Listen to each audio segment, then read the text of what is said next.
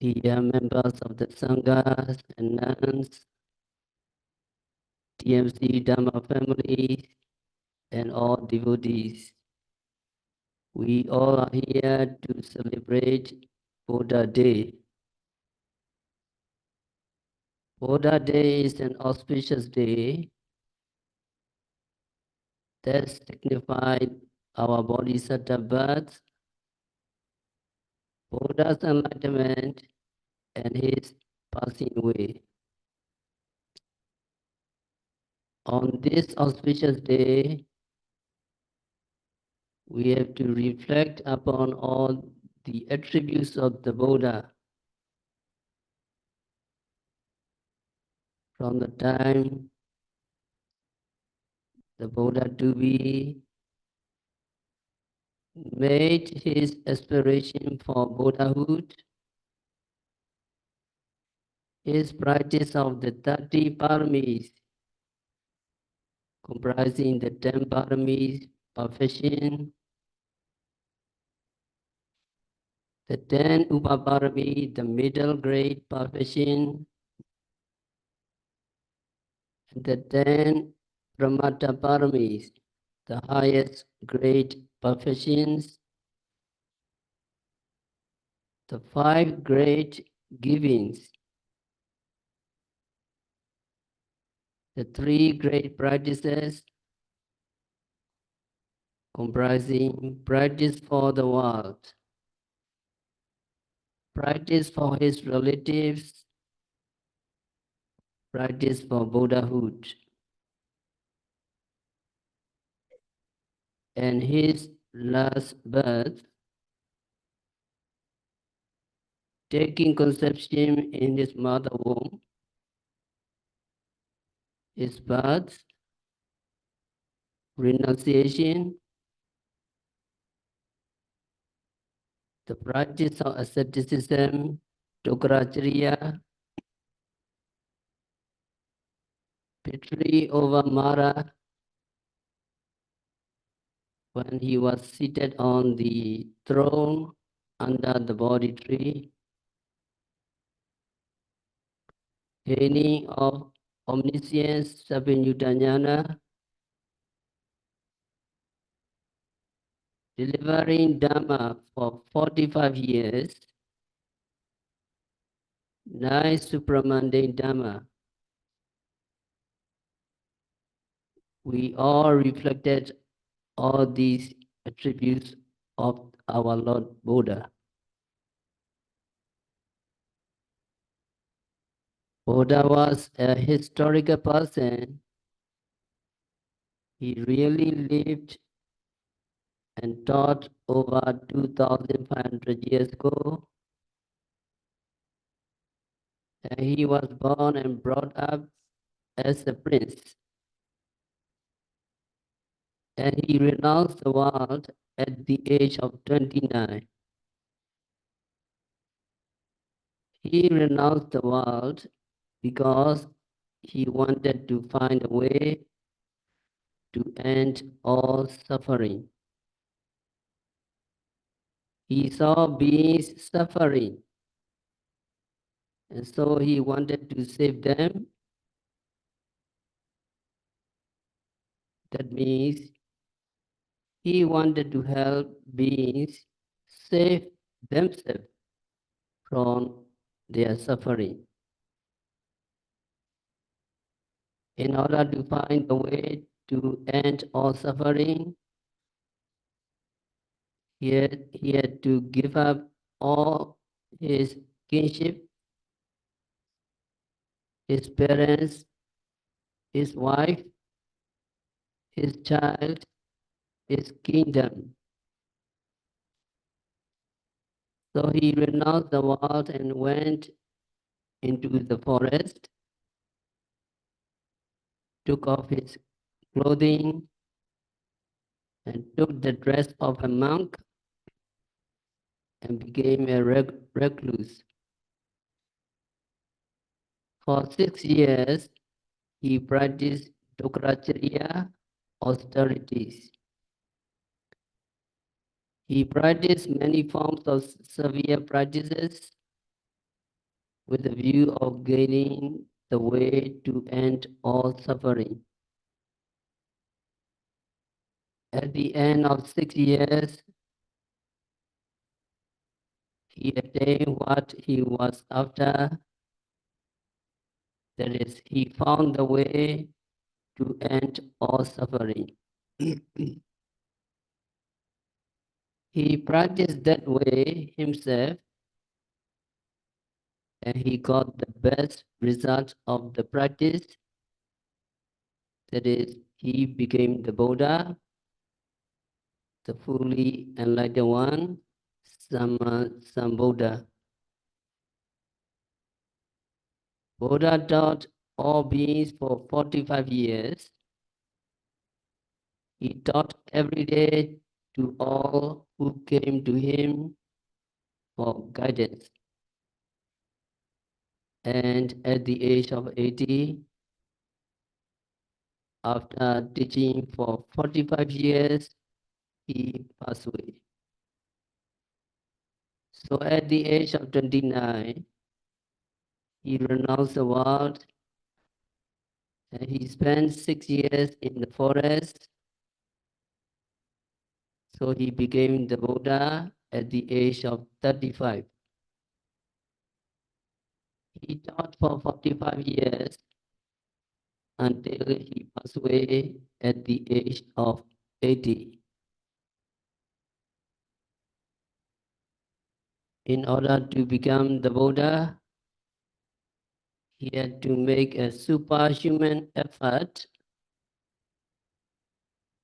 Even in his last life, even in the life when he became the Buddha, he had to practice severe meditation for 6 long years. Before that, not even for countless years, but for countless eons, countless life, he had to fulfill what are called paramis, perfection, or necessary qualification to become the Buddha. So he became the Buddha not for nothing. He had to make effort himself. He had to sacrifice many, many things in order to become the Buddha. What are the qualities of the Buddha? Whenever we say, we reflect the word Buddha, we always say Sama Sambuddha, the fully enlightened one. So Buddha was the fully enlightened one. He became enlightened by his own efforts without the help of any human beings or celestial beings, and he possessed arham, total purity of mind. That is one great quality that our Lord Buddha possessed, total purity of mind. Now, our minds are always with impurities,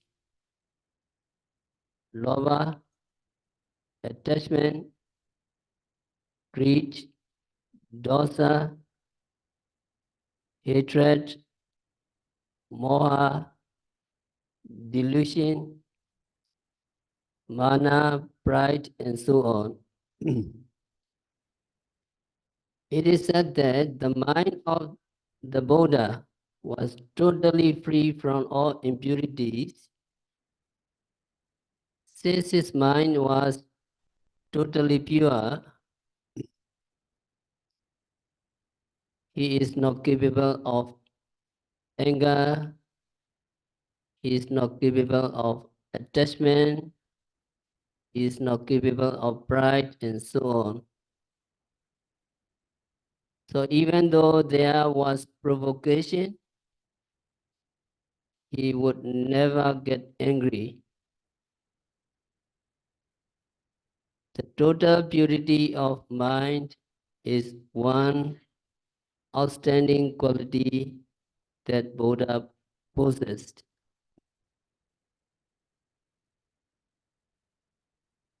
When we hear the words total purity of mind, we may think this quality is not so great. But if we compare our minds to the minds of the Buddha, who is totally pure, we understand that it is a great quality, an admirable quality. Now for us, we get attached to things which we wish are desirable. We see something that is beautiful, and we are attached to the things. So we are attached to persons. And on the least provocation, we just get angry. We just get depressed. We do not think about getting angry. We get angry the minute we are provoked. In such circumstances, it would be very difficult, almost impossible, not to have attachment, not to get angry. But the Buddha, since he possessed total purity of mind, since his mind was totally pure, would never get attached to anything at all, or he would never get angry with anything or any person. Now, his cousin Devadatta attempted to take his life 3 times. Devadatta attempted to get the Buddha, but Buddha was not angry with him. Actually, Buddha had compassion for Devadatta, and Buddha had the same attitude towards his sons as towards Devadatta and other person who tried to kill him. So the total purity of mind is a great quality, and it is very, very difficult to possess such a quality. The Buddha did possess that quality as a result of his superhuman effort. And the other qualities of our Lord Buddha possessed was omniscience, that is knowing all or knowing everything. In order to get this quality also, Buddha had to spend countless eons, countless lives. So actually there is no wonder that Buddha possessed this great quality of knowing everything. When we see how long he fulfilled his profession to achieve this knowledge. He spent billions of lifetimes acquiring the necessary parami, necessary perfection. So it is no wonder that Buddha possessed omniscience or all-knowing wisdom. So now let us reflect on the virtues of the Buddha. Open your book, The Qualities of the Buddha, page number 9. So now we have to reflect virtues of the Buddha in Pali. Can you follow me? Iti so bhagawa Iti so bhagawa araham sama sambuddha veja charana sampanno sugato loka vidu anuttara purisa dhamma sarati satta deva manosanam Buddha Bhagawa. We recite 3 times together. Iti bisa Bhagawa Araham Sama Sambuddha Veja Charana Sampanno Sugata Loka Vidu Anuttara Purisa Dhamma Sarati Satta Deva Manosanam Buddha Bhagawa Iti Bisa Bhagawa Araham Sama Sambuddha Veja Charana Sampanno Sugata Loka Vidu Anuttara Purisa Dhamma Sarati Satta Deva Manosanam Buddha Bhagawa Iti Bisa Bhagawa Araham Sama Sambuddha Veja Charana Sampanno Sugata Loka Vidu Anuttara Purisa Dhamma Sarati Satta Deva Manosanam Buddha Bhagawa Sadhu. And the first quality is Arahant, the perfectly pure one. He is free from all kinds of mental defilements, kilesa, and Sama Sambuddha, supremely self-enlightened one, the omniscient one, understand of whatever needs to be understood. Veja Charana Sampanna, he possessed the knowledge and he is the possessor of knowledge and conduct. He is fully endowed with vision and conduct. Sukata, he has gone rightly, he has gone to Nibbana. The enlightened as previous Buddha or the wise speaker, he speaks of what is truthful and beneficial at the right time, whether it is pleasant or unpleasant to the listener. Loka Vidu, he is the knower of the world. Anuttara Purisa Dhammasarati is the leader of men to be tamed. Satta Deva Manosana, he is the teacher of gods and men. Buddha, he is the enlightened one. He helps others attain enlightenment of the Four Noble Truths for themselves through Satipatthana practice meditation. Bhagawa, he is the Blessed One.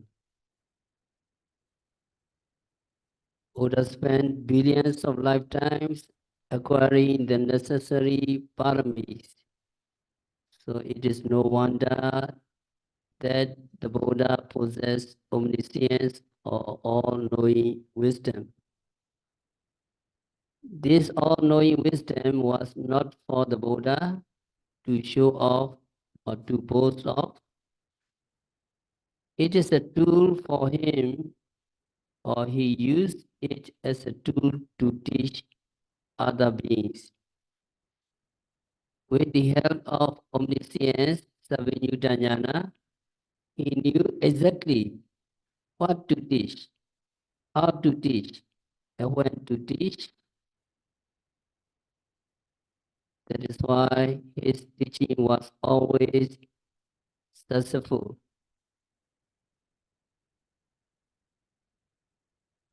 So with these three qualities, knowing what to teach, how to teach, when to teach, it is no wonder that Buddha was always successful with his teaching.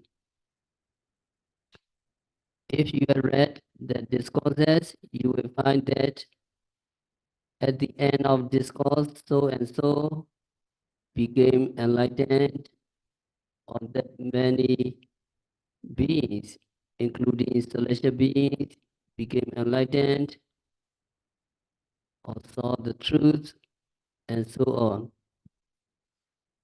Buddha possessed omniscience not to show himself off, but to help beings get free from all suffering. There are many more qualities of the Buddha. It is said that even if a Buddha would talk about the qualities of another Buddha for the whole life and nothing else, the qualities of the other Buddha would not be exhausted. So there is no end of the qualities of the Buddha, Buddha Guna.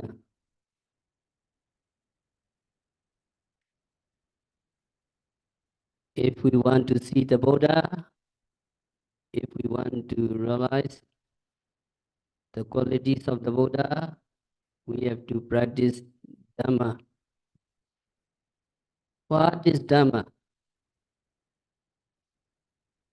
Dhamma is the meaning of bearing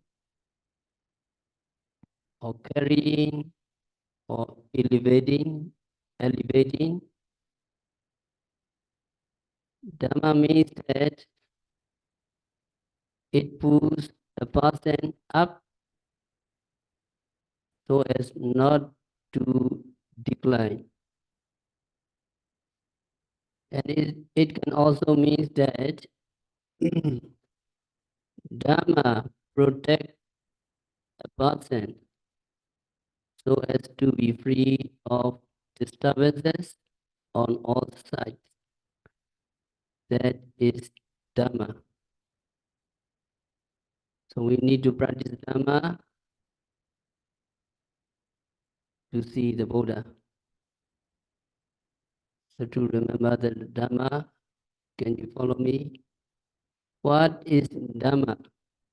What is Dhamma? What is Dhamma? Dhamma has the meaning of bearing or elevating.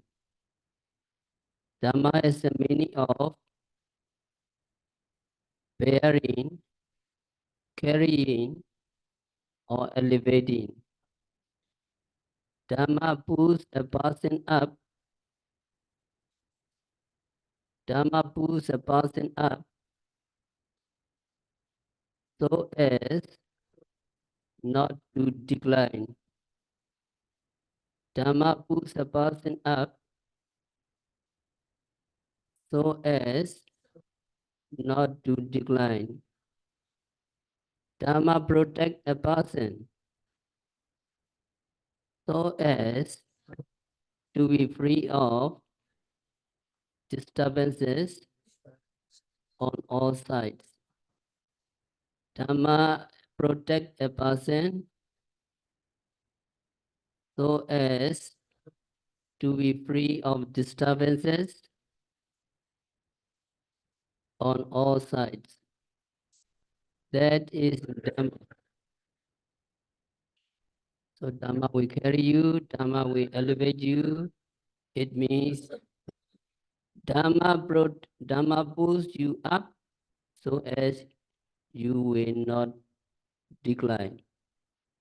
And Dhamma will if you practice Dhamma, Dhamma will protect you so as you be free of disturbances on all sides.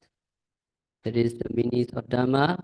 We need to practice Dhamma to see the Buddha. So Dhamma means what the Buddha realized at the moment of his enlightenment and what he taught to all of us. That is the Dhamma.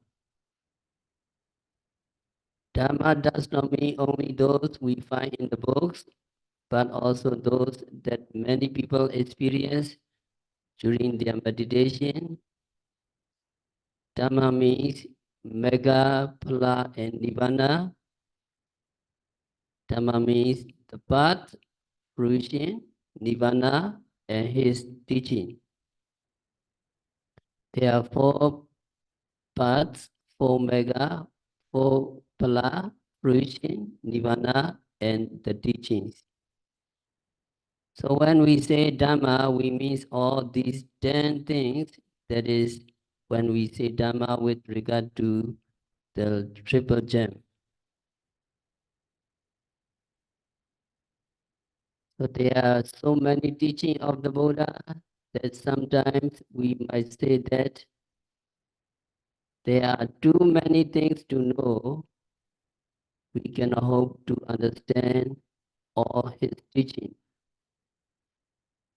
But on one occasion, Buddha summarized his teaching in just one verse. I think we should all know that verse. Many of you already know what that verse is. That verse epitomizes all the teaching of the Buddha. The teaching is very simple, not to do any evil, cultivate good, and purify your minds. It is the teaching of the Buddha. So remember the teaching of the Buddha in short. Can you follow me? Not to do any evil, not to do any evil, cultivate good, purify your minds, purify your minds. This is the teaching of the Buddha. This is the teaching of the Buddhas. So there are only three things, very simple to understand, but very, very difficult to put into practice. Not to do any evil, do not do what is bad. We sometimes or we often do what is bad. Cultivate good, do what is good. Sometimes we don't want to cultivate good. We don't want to do what is good. So Buddha reminded, do what is good. That is practicing charity, keeping moral precepts, and practicing meditation. That is what is meant by cultivate good. And then purify your minds. Our minds are always contaminated with impurities. And so Buddha asked, us to purify our minds. When mind is purified, the person experiences total happiness. So if we can just follow these 3 pieces of advice of the Buddha, we would be the most happy people in the world. Do not do any evil, do what is good, and purify the mind. This is the teaching of the Buddha. Buddha did not just say, purify your mind. He taught us what to do to achieve the purification of mind. Buddha gave us 3 steps to be practiced, one after another, along the path to spiritual attainment. That is, Sila, Samadhi, and Panya. Morality, concentration, and wisdom.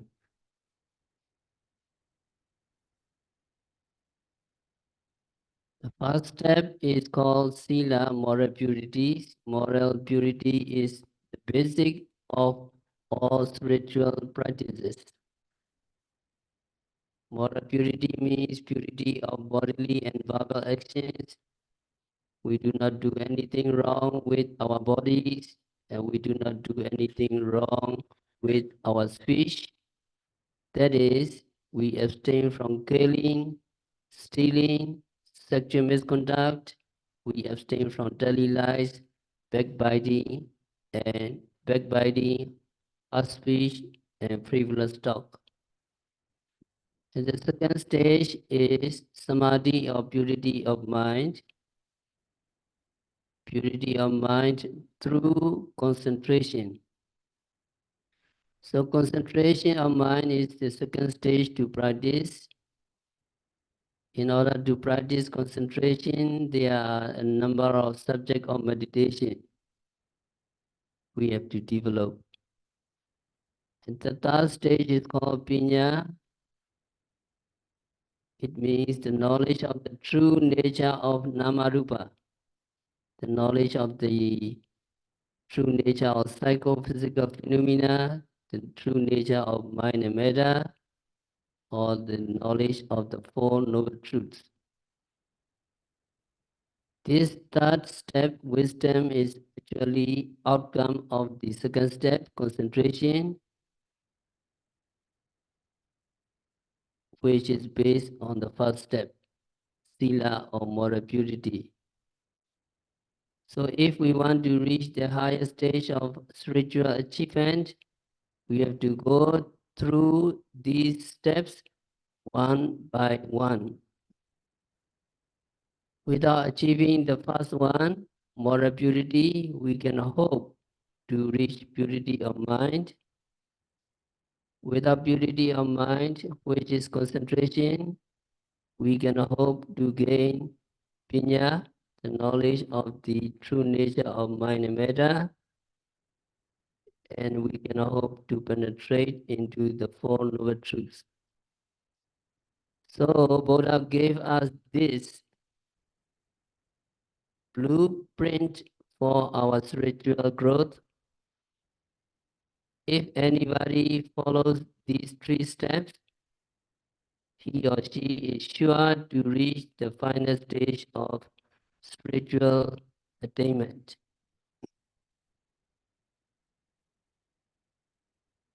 And Buddha passing away took place on the full moon day of the month of May. That is why we celebrate these 3 events of Buddha life on the full moon day of May. And in this country, we have different ways doing things. We don't do it on the real full moon day, but about few weeks after the full moon day of May, we are celebrating Buddha Day.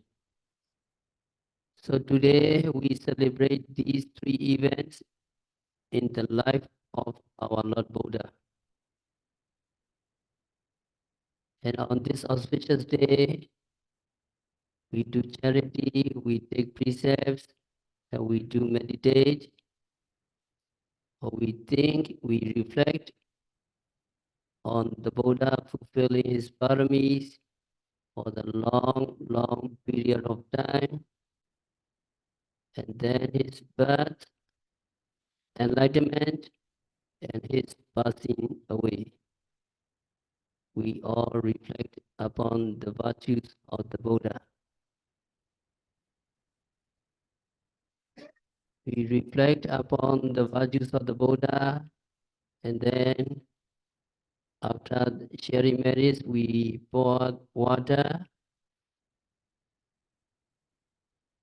to the Buddha statue,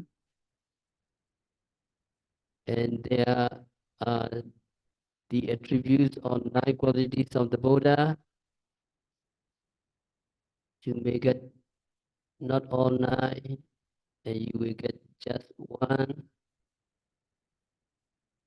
Some may get Arahant virtues, somebody gets Sammasambuddha, and so on. If you pour the water, you need to reflect upon the attributes of the Buddha. And reflect. Buddha appears, countless beings get benefits from his teaching. Countless beings attain enlightenment and become Sotapanna, Sakadagami, Anagami, and Arahants, and so on. So the appearance of the Buddha is very beneficial to all of us, not just to all mankind, not all beings.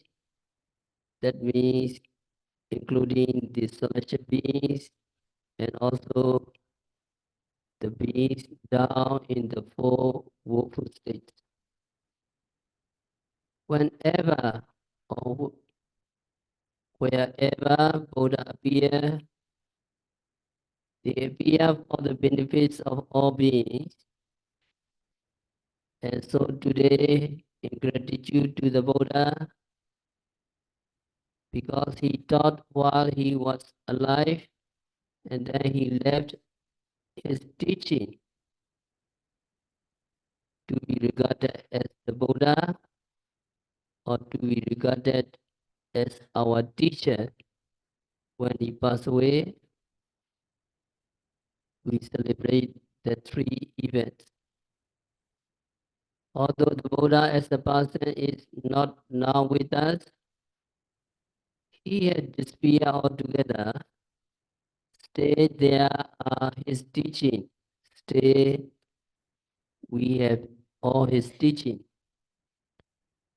These teachings are like the Buddha himself, giving us benefits, and so we are grateful to the Buddha for leaving his teaching for the generation to come.